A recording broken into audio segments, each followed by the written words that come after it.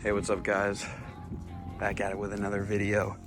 Today we're going to be addressing the low pressure fuel pump on the N54. Today I got my 135i, obviously powered by the N54. We're going to get this raggedy top down, and then we're going to get this Precision Raceworks Stage 2 low pressure fuel pump in. Get a little unboxing for you. So truly, this one's nice because it's non-modular, and that means it comes pre-built. I didn't want to deal with putting it together in BS, but you can see right here,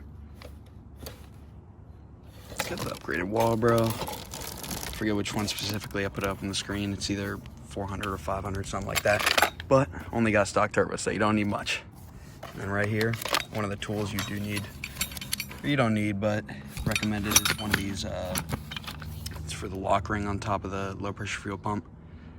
It's a bitch to get off, and so having a tool helps instead of having to chisel at it with a screwdriver. And then this right here is the low pressure fuel pump sensor, and there is a revised version, which this one is. The reason why you could tell that is because the ring at the end of it is curved like that. As you can see, the other one is also bronze, this one is silver. And then I just got some miscellaneous parts, so let's get into it. Drop the top, get her going. The nice part about having a vert is being able to do this job. The second thing we're gonna do is just literally pop the rear seats out. But the first thing you're gonna wanna tackle for sure is disconnecting the battery so your car doesn't get the Hershey squirts. All right. Oh, side's loose. Yeah, it just takes a little bit of effort. Hit the other side.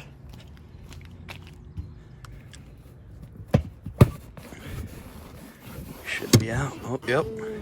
Oh, we gonna get the vacuum for sure.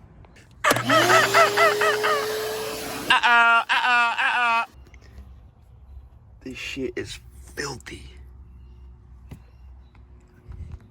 Like, look at this. Ew. All right, next thing you're gonna do is get a 10 millimeter. You know, you're literally just gonna lift this piece up, nice and folded back.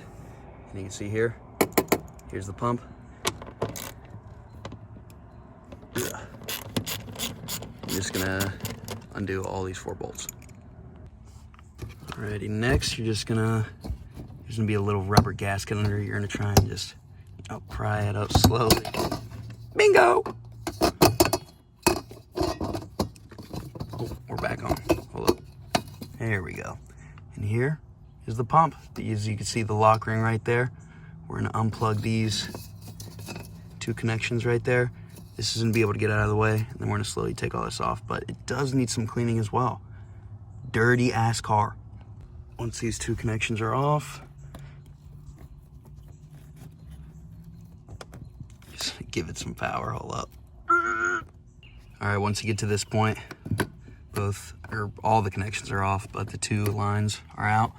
This is where you're gonna get your thingamabob and adjust it.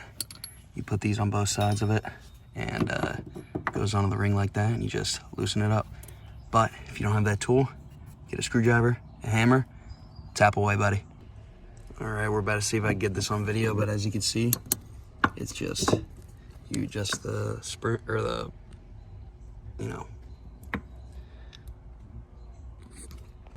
All right, that was, honest to God, the hardest tool I've ever taken off, but broke it loose, got it off. Now we're just gonna get it out of here. All right, you just get the lines out of the way, just bend them up on that. I'm not sure to get a new gasket right there, might have to, but you're just gonna slowly lift it up, and we're gonna be right in the gas tank.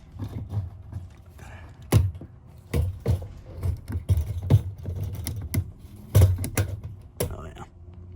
All right, now that we're here, all you're gonna do is disconnect all of the connections on the top of this part. So we got this main one right here, and then I believe 2 more wires, and then this top part should be able to come out, and then we can take the full assembly out. All right, so note to self that connection is a bitch. And now that I think about it, I have no idea where that rubber ring went. Next up is these two though. You just push them out and disconnect them. This should, you know, as you can see, the pump is loose down there. All right, once you get these two connections out, it's gonna be all loosey-goosey. And as you can see, we're in the fuel tank.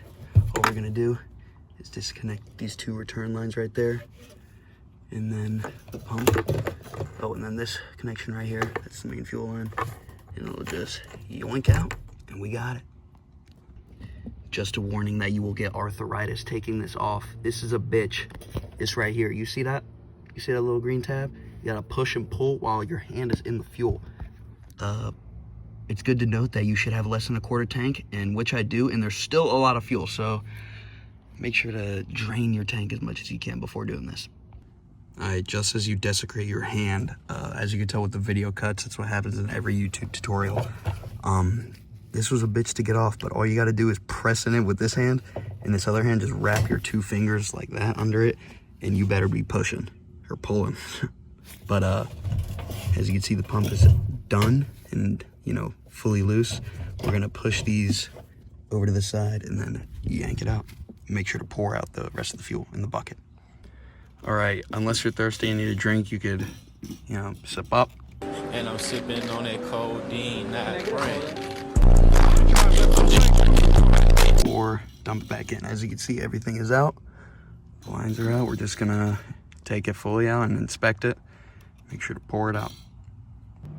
All right, here are the two pumps side by side. As you can see, this is the thrashed stock one, and then this is the new one. You can see the new fitting on top of the Walbro pump. It's also retaining the stock bucket form. It's better for daily driving because you can let your car go below a quarter tank, but with a bucketless system, apparently you can run more fuel. But this is all we're really gonna be needing. But as you can see, very, very old and cooked. So now we're gonna throw this in and put it all back together. All right, if it focused, there we go. Click one is done. Now we got the two return lines that you just pop in right over there. And then you take the other line right there, that yellow one, throw it in there, and everything's plugged in and it should be ready to roll. Just shut her up, bang, bang. These two plugs. Oh, don't forget that lock ring.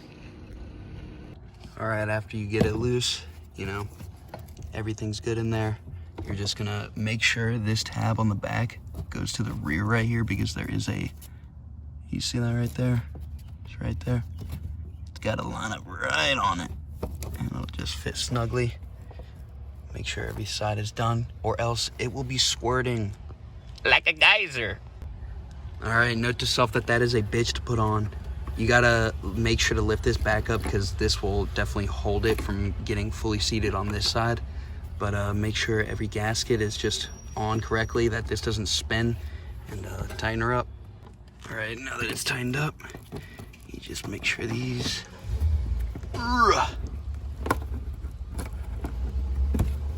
make sure they get on right.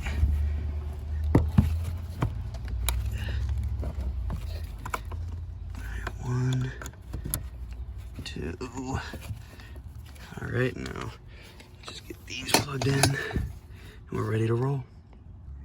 Also, thing to note is that you gotta make sure they go in the right one. The thicker wires go into the, you know, if you're looking at it like this, it's gonna go in the left side, and then the thinner wires are on the right. Just had to double check. I also found out that that little nipple goes closer to the seat or the carpet. Just make sure that gasket's on and tighten her up. All right, now that everything is buttoned up and tight, not that car, but we're gonna connect the battery and give it a start, see if it runs well. All right, we did get it running off the first start. You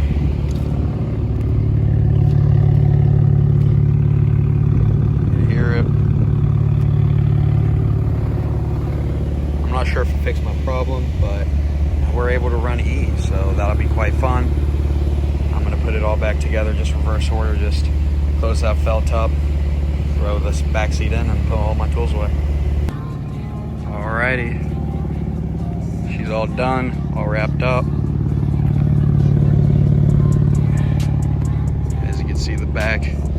is in order. Gonna go on a test drive.